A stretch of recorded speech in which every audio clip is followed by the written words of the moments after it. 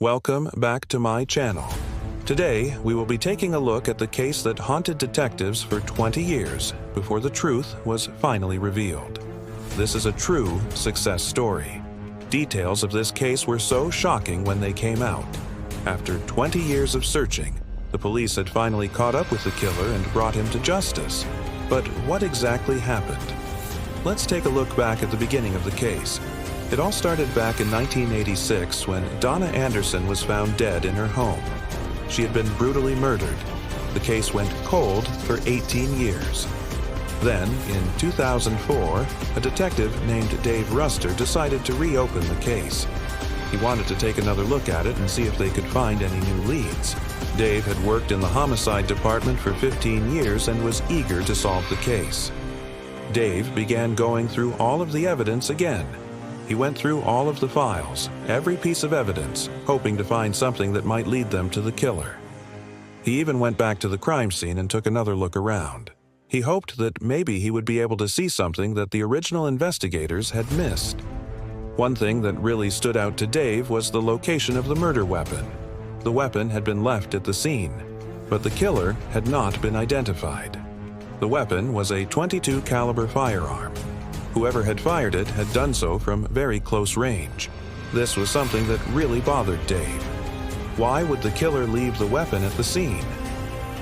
After reviewing all of the evidence, Dave decided that they needed to bring in a forensic specialist. They had someone come in and take a look at all of the evidence. They hoped that maybe they could find some kind of DNA evidence that would lead them to the killer. At the time, DNA evidence was just starting to be used in criminal cases. It was a relatively new technology. However, it was quickly becoming one of the most important tools that investigators had. As the investigation continued, Dave and his team of investigators began to get closer and closer to solving the case. They had a few good leads, but they were unable to make an arrest. The case was still far from over. Then in 2007, after 3 years of investigating, they finally got their break. They received a tip that led them to a small town in Texas.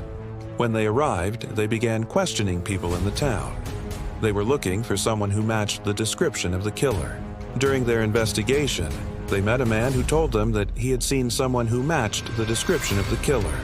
The man said that he had seen the killer in a bar. He had seen him drinking with a group of friends.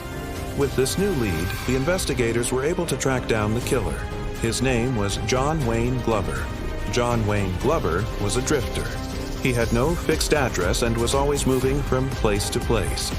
He had a long criminal history, which included burglary and theft. When the police finally caught up with him, he was living in a small apartment.